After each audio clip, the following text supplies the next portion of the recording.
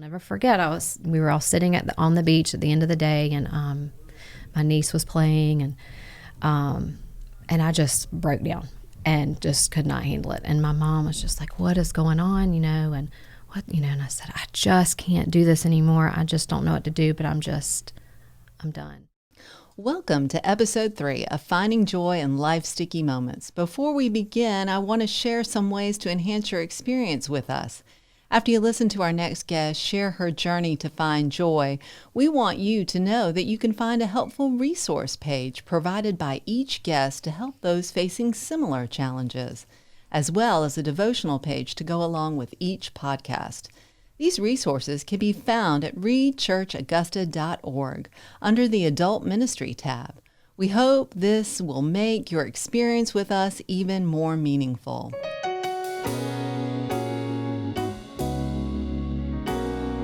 How do you find joy in life's difficult moments? Life is full of challenges, both big and small. Come explore some sticky moments with the women of Reed Memorial and be inspired to find, keep, and share joy in life's journey. On behalf of Reed Memorial, join me, Joy Maple, for our podcast study and helpful resource page to encourage you to find joy in life's sticky moments.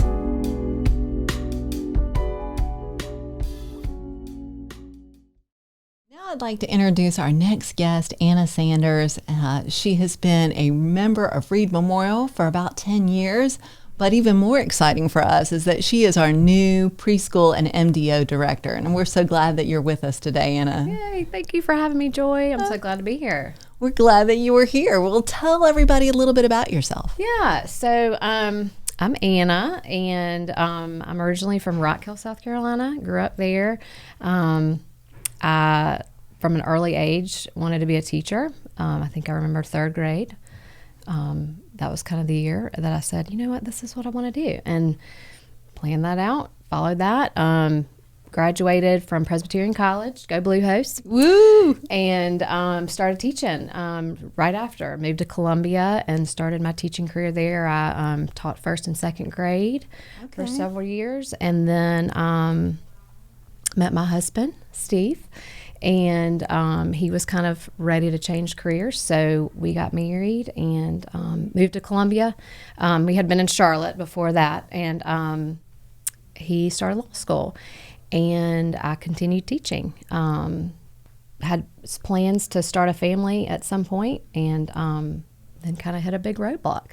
Wow. So it sounds though, just hearing you're like, oh, and from 3rd grade, I knew this and this and this. So right. You are quite the planner. Oh, yes, quite the planner. And I had the plan. I said, okay, I want to be a teacher.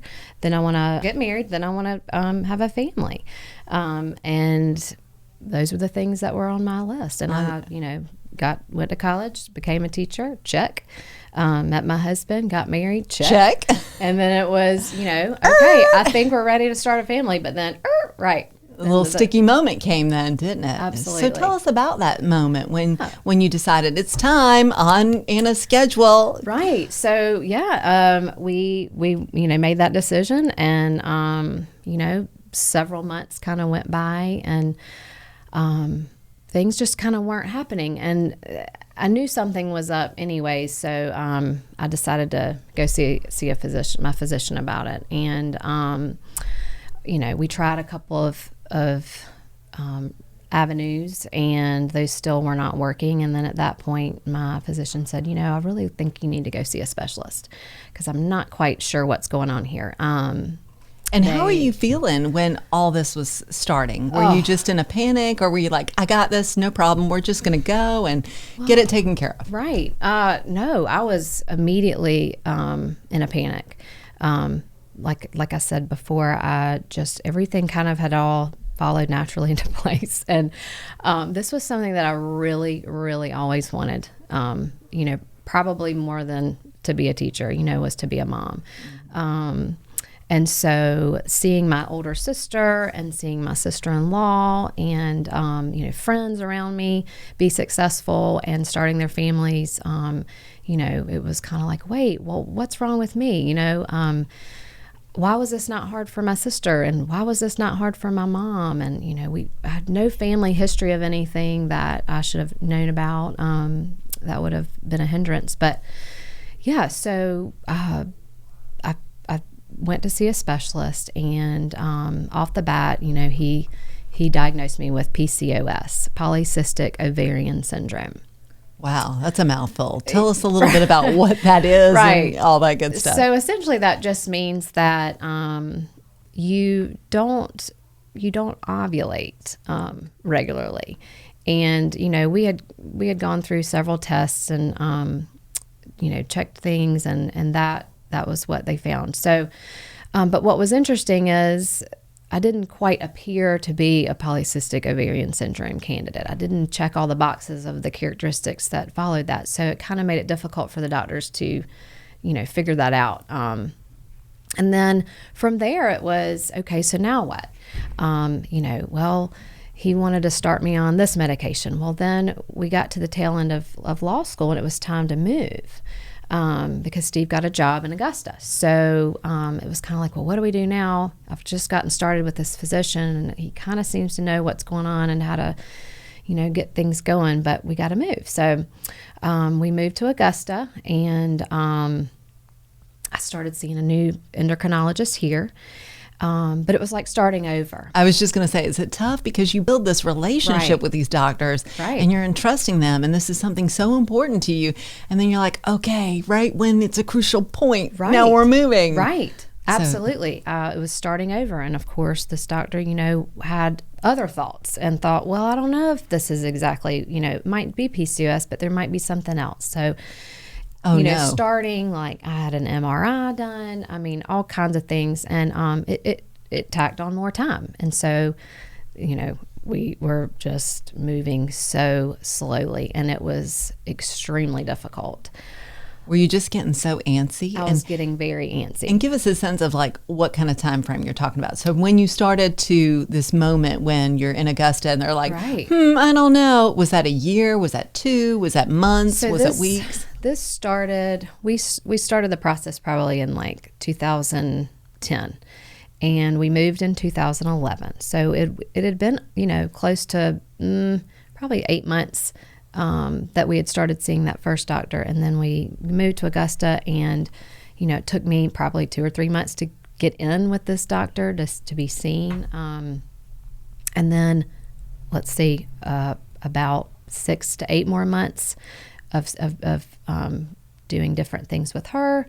And things just were not working. And were getting more and more difficult, emotionally, physically, and just to the point where we just were losing hope. I mean, we just thought, this is just not going to happen.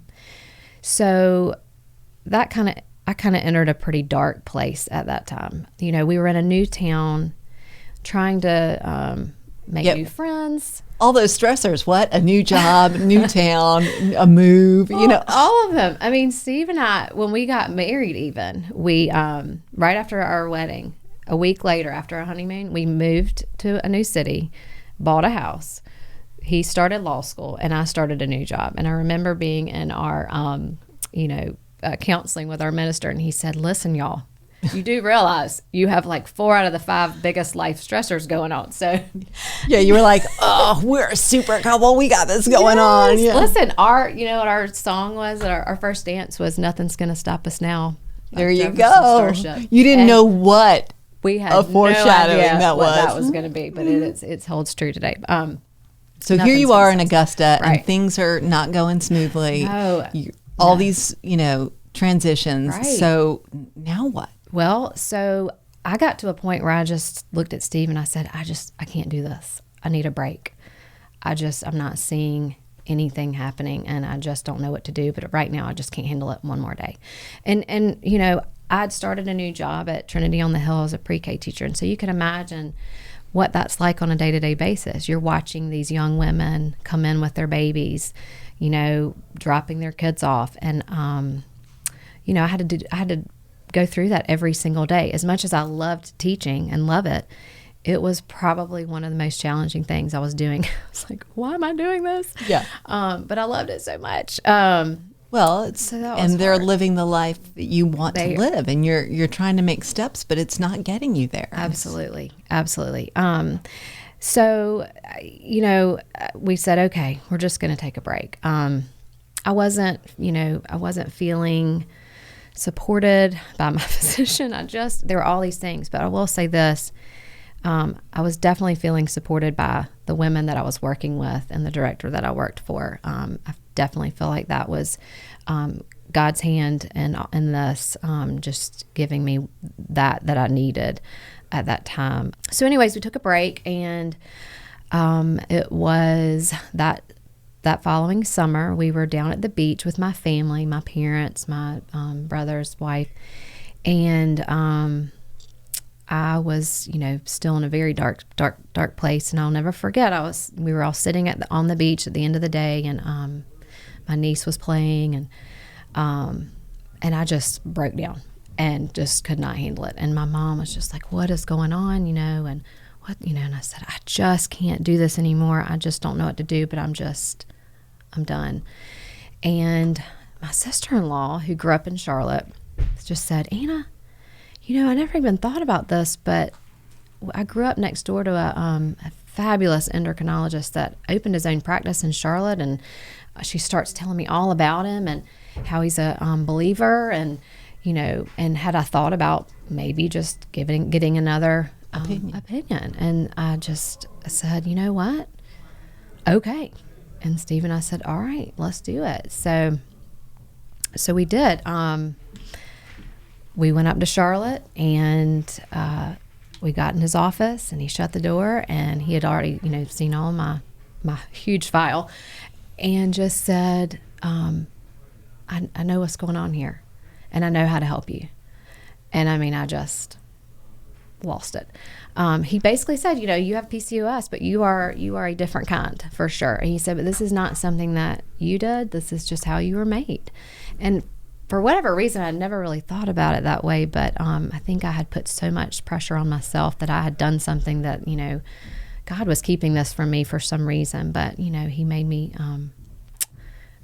understand that this is just how you've always been. When you were sitting on the beach and you had that moment, did you just think that God had just left you? And why? If we're told that God gives us the desires of our heart, and I've always wanted this baby, these children, why? Absolutely. And then did you ever think also that maybe, okay. I'm just thinking logically as me, I would probably go, well, maybe that's why I wanted to be a teacher, because God knew that I wasn't going to have children. Yeah. And so where was your faith in this, going through this kind of struggle? What happened to your faith at that time? Was there a point where you were just like, I'm done, God, I'm out? Or did you draw closer and lean in? Right. So, I grew up Presbyterian. Hence the blue hose. That's right. We have to give one more shout out. Yeah. And, so I feel like, I always had those tools in my toolbox, the scripture that I needed. But what I didn't have was the relationship, that personal relationship. And so sitting on the beach, yes, I felt like I had done something. I felt like either I had done something or, this just, wasn't going to be my story, that I just wasn't going to have children in the way that I expected to have kids, Sure. Maybe I was going to adopt. So at that point, once we made the decision to move forward and head to Charlotte, I started opening up to more people. Before that, I was very closed. I didn't want people to know. Again, I felt like it was just like something that I had done. And so I kind of decided, okay, you know what? I can't do this by myself. And that's kind of something that my mom kept reminding me, you're not here to do this alone. Let us help you, And so I decided, okay.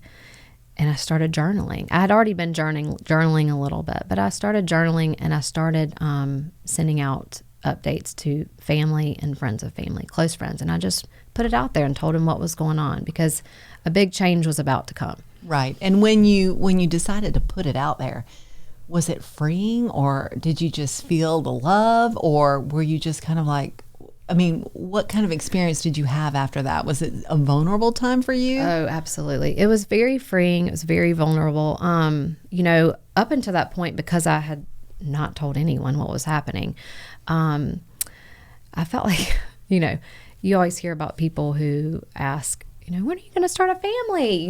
Isn't it time? The clock's a ticking, And you're like, stop it. I mean, I was at the point where I was like, gosh, I wish I could just wear a sign that said, do not ask me about, about having children. Uh-huh. I can't, or whatever, just so that I could avoid all that. But, so I just, putting it out there immediately, I was flooded with emails, calls from family and friends, just telling me like, we're with you, and, lean on this scripture, or have you read this, or can I put you in touch with my friend who, went through the same thing. So those were all, that was just such awesome.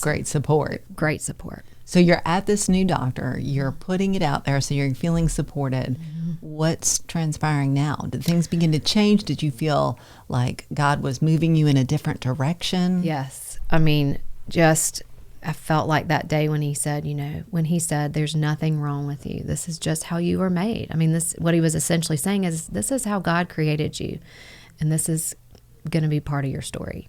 But I'm going to help you, and, we're going to get through this. So his recommendation was the best avenue for us would be in vitro fertilization. So we made the decision to move forward with that. And when I said big changes were to come, was that I had to essentially just move in with my parents back home. Oh, wow. During this process, because it's a very long process. Mm-hmm. So that's what we did. And so did you leave your position at Trinity, and right. you moved in with mom and dad? Right. What an experience that was, kind of going home after being on your own for so long. Well, like I said, I was totally supported at Trinity by these women who had been praying for us, and I even had my classroom of children and their families praying for us, and let them know. And they I had to take sort of a leave of absence, and moved in with my parents, and was just, taken care of daily by them. Steve would come, visit on the weekends when he could, and we made it work. But I was so grateful for that, because, had they not been in Rock Hill, like, I would have been by myself. What a lonely place that would have been. Sure. So stayed there. I journaled, continued my journaling, continued updating everyone. And part of that journaling too was part of it kind of turned into something bigger, and I didn't realize it at the time. For me, one thing that I struggled with was, and a lot of this happened during that dark time when I was, not reaching out to anyone, but I was finding it really hard to find other women who were going through this, but who were Christians.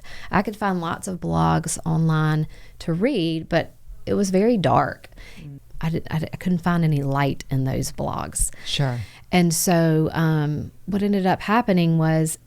Was this like an intentional search, though, to find, or was this a byproduct to find joy and to find light in your journey? Because you're like, I can't take this anymore. I can't take all this dark and negative and, dismal kind of thing. I need to stay positive. I need to see a light at the end of the tunnel. Right. I need to, Yeah, it was. And I think it was even suggested to me by a friend, like, have you thought about, putting this out there, and like even further? And so I was like, well, if anything, I want to help somebody, because when I was going through this, I didn't feel like I could really find anybody out there. Well, and if you haven't gone through it yourself, it's really hard to understand, comprehend, be super supportive. We all want to empathize and sympathize and encourage, but it's hard when if those people that just think about having a child and they're like, oh, we're having one in 9 months, you know, and you're like, yeah, you're like, yeah, you're like, right. Good for you. Yeah. I'm so happy for you. Yeah. And you really are. But at the same time, you're like, I want that too. Yes, because I will tell you, even when I did find, you know, when people put me in touch with people who had been through this, it's still really hard to talk with them, even though they have walked that road. But once they've, you know, gone to the other side, it's like all of a sudden they don't understand anymore. You know, it's like you almost want to be surrounded by people who are in it at the moment with you. Mm-hmm. But anyway, so just started putting it out there. And how did you do that? I mean, was that just through word of mouth, or what was that? Right. So, I said, you know what, I'm going to take all of these updates and I'm going to start them on a blog. Steve and I came up with a name of it. It's called Invariably Faithful, because it's got the I, the V, and the F for IVF. There you go. And just put it out there for, you know, for others. And as I was going through this process, I was having people contact me saying, can I share your name and number with my friend? She's going through this. And I was like, absolutely. So we ended up sharing the blog with them. And I've, you know, since then I've heard a lot of people say that was so helpful. And essentially what it was me just going through, you know, the process, explaining what was happening, but also, you know, showing them God's hand through it all. And so, you know, that's obviously another big part of my sticky moments. Absolutely. So when you were sharing this, was it therapeutic for you to get it out there, or did you find that there were benefits for you, not just for others? Because I know you're helping others, and that is a great thing. But sometimes just even talking about it, just expressing, gosh, today was a frustrating day, or this procedure today did not go well. Right. Was that so therapeutic? Mm-hmm. And I never thought of myself as a writer, but I realized how therapeutic it was for me. So every morning I would get up, and, you know, through this process, there's a lot of appointments. And so basically daily at some moments I was driving to Charlotte. So my mornings usually started with my devotion and then, you know, my journaling. And a lot of that was just to update everybody and what was happening. And then, you know, one thing that I found joy in was these 30-minute car rides from my parents' house to Charlotte. I started listening to Christian music and just jamming out all the way there, you know, because there's so much uplifting words in those songs. So did your faith transform during this time? I mean, you've always been a faithful critter. Right. So like, were you like, okay, this is nothing new, but did you find a kind of a new avenue and a new opportunity to grow your relationship? Yeah. So one of my favorite devotionals that I leaned on during this time was Jesus Calling, that someone gave me. And I think what that devotion does, because it essentially is Jesus speaking to you, it started to make me feel like he was there, right there with me.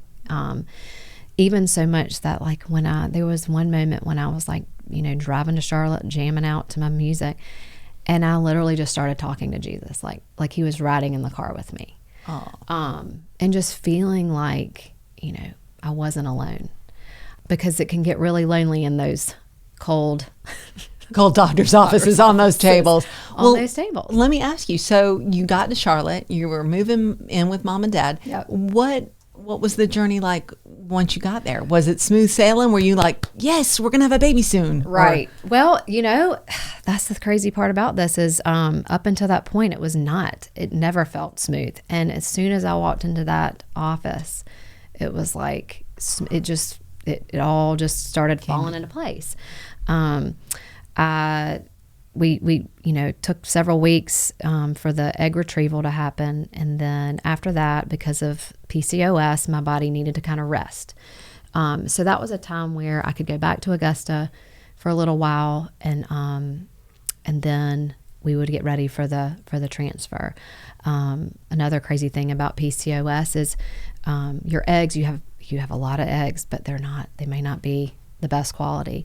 So you get real excited during the retrieval, and I think I had like 20 something. But then by the end of the process of fertilization, it was, we had 2. Oh, wow. 2 embryos. But I remember Dr. Wonderful, as I like to call him, said, you know what, you should be so proud of what you have because these are 2 beautiful, embryos. Like, of course. Right. So then they freeze them. So they became my freezer babies so that I could rest. And then it was time for the transfer. And this is when I really started to really see God with us. So when we went back up for the transfer, we went to church with my parents that Sunday, and we were sitting there, and that was Sunday, so my transfer was scheduled for the very next day. And the minister preached the story of Hannah, and I just lost it during that service because I just truly felt like God was speaking to me in that moment to give me that hope that I needed. My mom had always said to me during a lot of times, but mostly during those dark times, you just have to have faith the size of a mustard seed, Anna. And she gave me a bookmark with the mustard seed. And that's a verse I've clung to. But, it's as long as you have that faith, you can move mountains. That's right. He will move mountains. That's right. So that's something that, I've clung to because there were definitely some days where that was about all I had. Oh, absolutely. Absolutely. And I couldn't give it any more. And I just said, you know what? That's what God's for. So we did the transfer, and it was successful. The Yay! very first one. Yeah. The very first one. Now, give us just a little sense, because, again, I'm just kind of ignorant about this whole process. Sure. What is the likelihood that the first one is going to take and that it's going to be wonderful and everything's going to go? Is it common that it doesn't? And what kind of? I don't know what the percentage rate is, but it all depends on the quality of the embryo first. They're all graded. So they have a grade, and then obviously, it all depends on your lining and how beautiful that looks. And but it's not, it's not obviously 100% that that's gonna happen. How nervous were you? Extremely nervous. Going into that day. Yeah. Like, I will tell you this, during the transfer, it was around Christmas time. Okay. And the song Run, Run, Rudolph came on. That was the song that was playing when Hamp was there you go. Oh, my goodness. Run, Run, Rudolph. All right, so we've got a couple theme songs going on in the Sanders family here. I know. So every time we hear that, we always, and I hope one day I get to share this story with Hamp, and can tell him that, Yeah, that'll be his new favorite Christmas song. Right, Right. So, okay, so the transfer, everything goes well. Right. When do you know? Is it just like it is for, pretty soon. They do, they check you, but, about 4 weeks when you're pregnant. Okay. Which... Right. And then, which can kind of make it a long 9 months when you find out at 4 weeks. Well, let me ask you this. So you get that exciting news and you're just so pumped because this dream is becoming a reality. But what was your attitude during the pregnancy? Was it like, I got this now? Or were you panicked the whole time? Okay. I was terrified. Okay. Honestly, probably until the 3rd trimester, I really was just panicky. But and you were like, and I'm not living with Mom anymore. I know. She's not feeding me. Oh God. No. But it was an incredible day, to get that call. I actually still have the voicemail on my phone. Do you? I do. And do you listen to it often? I do. Every year. Around Hamp's birthday. I really do. It's just a beautiful reminder, that he can move mountains. Because there were definitely times where I thought this is never going to be my future, or at least, biological children. Right. So you had a successful delivery. You have a wonderful Hamp. Yeah. Now tell us about Hamp and tell us about somebody else that's pretty wonderful. Right. So Hamp is 8. He, is all boy. Everybody says he's my spitting image. But he's pretty awesome. Smart kid. And And you're not fibbing at all, because he is pretty awesome. He is. We actually went to the fair yesterday and had a little date together. It was really nice. But yeah. So yeah, Hamp is 8. And then, so I mentioned I had another embryo that was also beautiful. And probably about a year after he was born, we made the decision to, thaw that one out and do another transfer. And I was still very nervous. But again, I just, I went right back into those scriptures that I held so closely to. I also didn't get to mention, but a lot of people gave me things throughout my journey to cling to. I had several, cradle crosses that I would carry into all of my doctor's appointments. At one point, I had just a bag of things, and I just could not go into any of my appointments without them. So they were like, "Here comes the bag lady." Yeah, I had, bracelets and just crosses everywhere. So I pulled all those things back out, and, said, I'm putting on my armor again. Here we go, God. I'm giving it to you again. And we went through that transfer, and unfortunately, we did not come out successful with that round. Oh, wow. So, and that was tough. It was tough. And, even though I had beautiful Hamp, and I just, it was tough. So we waited a little while and tried to decide, okay, are we gonna go through this whole thing again? Wow. Should we go through this whole journey again? Sure. Or should we do it a little different? But I just had it on my heart that God wanted us to put that faith in him again and give it a go. And so we did. And this is kind of another God moment, but we went through the round of egg retrieval, and it was looking really good, and I was feeling really confident, even more confident than the first time we had done it. And we came out with, more eggs to be fertilized. Well, they started the fertilization process, and got to takes about 6 or 7 days. By day 7, the quality of the embryos that have made it, and their grade. Well, we got to about day 3, and the embryologist, she'll call you every day, or he will call you every day, give you an update. And on day 3, they called and they said, well, it's looking all right. You've got a couple here, and there's a couple in the back that are kind of taking a little slower time, but, we'll just keep watching. And then we got to day 5, and they called, and this was a very, very difficult conversation. But the embryologist basically said, look, I don't think we're going to have anything at the end of this week. There are just, some that have stopped growing, and some that are just really not doing a whole lot. But, we're going to give it another day or two, and I'll call you back. And I lost it.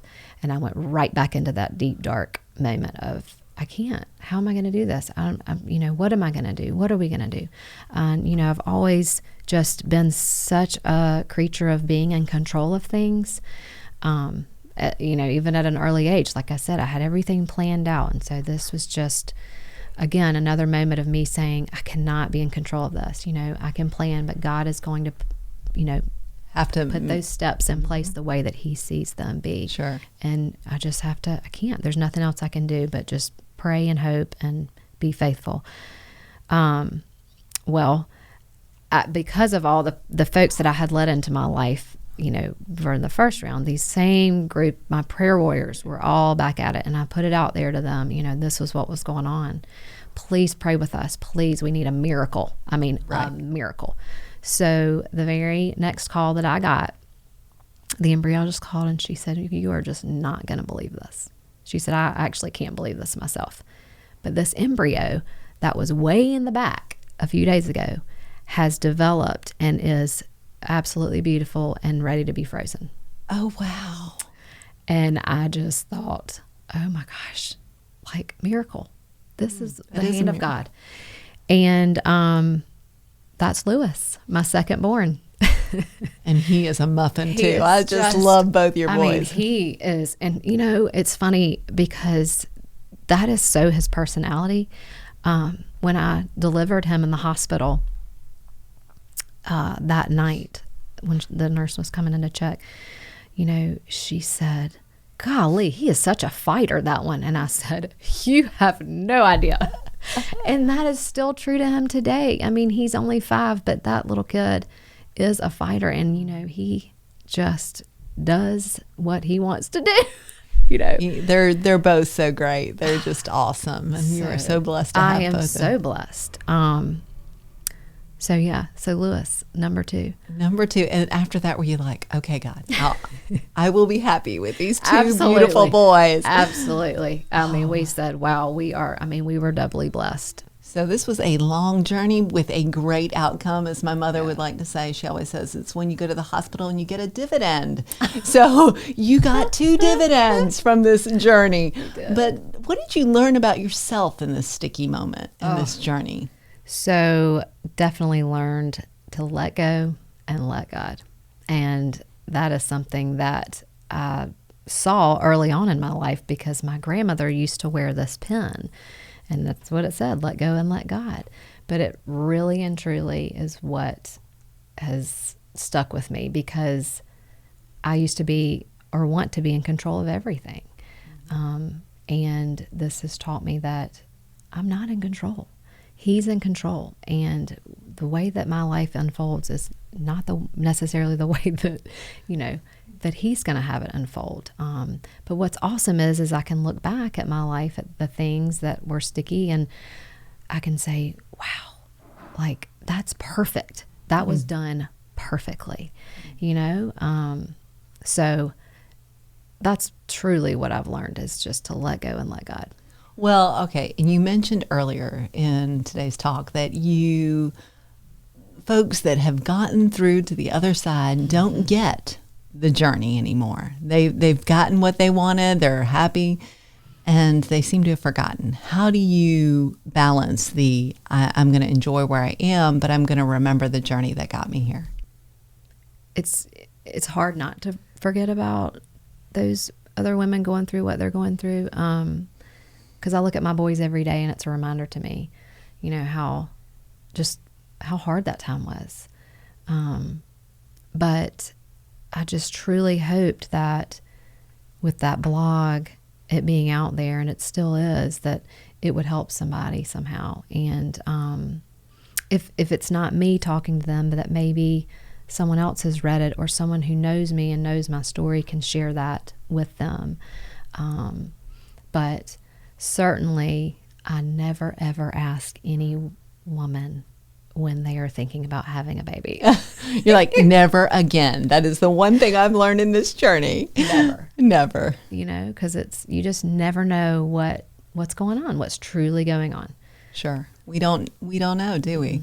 Mm-hmm. Well, and I think it's so interesting, because now that you are on the other side of it, do you ever find yourself going, hang up, Lewis. As a mom, we all lose our cool and our patience, but then does something dial you back and you go, oh, wow. We worked so hard. We worked so hard for you to get under my skin and make me want to pull my hair out every day. But I love you, and I'm so grateful for you, because I think that is kind of the hard thing. We get back to life, so to speak. And when we've gone through a journey like this, or a sticky moment, to kind of remember what it was like when things weren't easy, and to be grateful for what you have. And even like you said, even if new sticky moments come, that God is at work in all things, and he has blessed you with these wonderful boys. Oh, right. Absolutely. I mean, we're human. So we go through these hard times, but when we come out of it, it is so easy to forget, and to take advantage of what we have right in front of us. So honestly, I have left a lot of those visual reminders, those cradle crosses and things throughout my house. And those things kind of help me, because when I see them, I immediately think of those times and those people who helped you. Yeah. Mm-hmm. So kind of keeps me in check. So you've been through this journey now. Give one piece, or what is one piece of advice that you would give someone going through this exact same thing that would be helpful? Yes. So it is quite an exhausting journey, I will say, for people. Emotionally, just up and down and all around. And I would say to, let yourself lean on those around you who love you, and, don't put it all on yourself and hide it. It's nothing to be ashamed of. It's, but that there are so many women out there who are also going through this that you may not have any idea. I prayed very hard before we moved to Augusta when we started this journey that God would give me the people that I needed. And He did, and He did it even more so than I could have ever imagined, because when we joined Reed early on, as soon as we moved here, I was introduced to 2 women who had been through this before. And then on top of that, we bought our house in a little neighborhood, and after we moved in, shortly after that, got to be really close with a lot of women in there, and I was probably the first out of a couple in there to go through this. But shortly after, 3 others in my neighborhood started having difficulty getting pregnant, and so I had these women right next door to, cry on their shoulder and to, scream out my frustrations and just to be totally raw with. So I would absolutely say, lean. Yeah. Lean on your faith, lean on others. Yeah, absolutely. On your faith, on others, but just to not do this alone. That's great. Now, this journey that you've been on is a tough one, and it involves children. So how has that affected how you view your role as a preschool director and how you look at the children in that program and their families? Oh, goodness. Well, first and foremost, it makes me realize that when these families come in the door, you have no idea what they're going through at home. And just to be mindful of that, and to, if I see someone come in, a parent even, because, we're not there just for the kids. We're also there to minister to these families, to, give them support. And if they don't know the Lord, to, show them the love that Christ has for them. But if I see, a mom come in who just looks so tired, or just something's just not right, to take a minute and to, speak with them and give them the opportunity if they want to, unload if they need to. So, I think just having gone through what I went through, just, realizing that, because I remember when I started opening up, people just said, wow, I had no idea that you were going through this. I wish you had told me. I wish I could have supported you. But man, you really knew how to put a mask on, It could be anything that these families are going through, but just, having that awareness, and then also just looking at these children that are in our building and thinking what precious, blessings they are. Because when you think about and understand just the anatomy of how what it took to what get it them takes here. to get there, it's amazing. It really is. It's a miracle. It is a miracle. All of these things. So, well, Anna, I'm so glad that we got to talk and share your story today. And Thank you. One thing that I'm going to take away from this is to let go and let God. Absolutely. So, if you have a little one or one on the way, and you want to check out a great program with a great preschool director, you need to check out Reed Memorial's Mother's Day Out in Preschool. Make an appointment to see Anna Sanders and take a tour of this wonderful facility. Come grow with Reed Memorial. Join us every second and fourth Wednesday of the month on Apple, Spotify, YouTube, and our website, reedchurchaugusta.org.